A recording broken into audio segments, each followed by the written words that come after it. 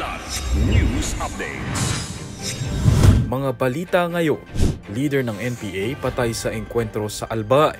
Mahigit 4 na milyong pisong halaga ng shabu na samsam sa Iloilo City. Pagpapatalsik kay VP Sara ipinanawagan sa rally sa EDSA.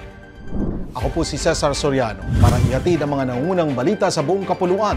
Ngayon, nasawi ang leader ng New People's Army o NPA sa isang engkwentro sa Barangay Katumag, Ginubatan, Albay. Base sa pahayag ng 9th Infantry Division, nakasagupa ng mga tropa ng 94th Infantry Battalion ang nasa 5 miyembro ng NPA. Tumagal ng 15 minuto ang palitan ng putok na siyang ikinasawi ng kinilalang si Elmer Oli o may alias na Mel, Romel, Daniel, Lapugo, Katindig at Loe. Siya ang itinuturing na leader ng Komiteng Larangang Guerrilla 1 o KLG-1, Sub-Regional Committee 5 ng Bicol Regional Party Committee. Bago pa ito ay nahaharap na ang suspect sa mga kasong murder, attempted murder at homicide.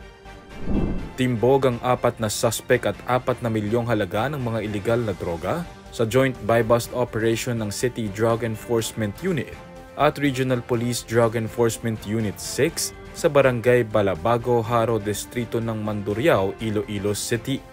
Kinilala ang mga naaresto na sina John Winston Porras, 29 anyos, Jesus Angelo Martinez, 34 anyos, at Berna Villarosa, 25 anyos. Ayon sa CDEU, matapos ibigay ni Porras ang buy-bust item sa police post surveyor, 2 beses umanong pinaputukan ng mga operatiba ang gulong ng sasakyan ng mga suspect upang hindi ito makatakbo.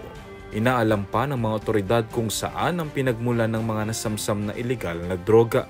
Na-recover din mula sa mga suspect ang 6 pang sachet, 10 knot tied at isang .45 caliber pistol.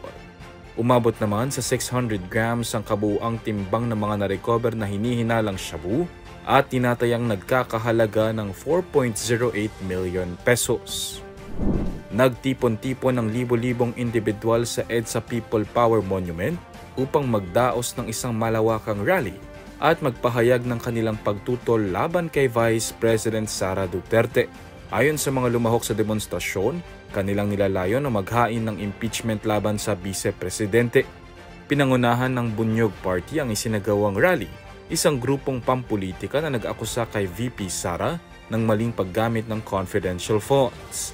Ayon sa grupo, isa itong seryosong issue na kailangang siyasatin upang matiyak ang tamang pamamahala. Isa rin sa mga pangunahing issue na ipinanawagan ng mga nagrally ay ang mga kontrobersyal na pahayag ni VP Duterte.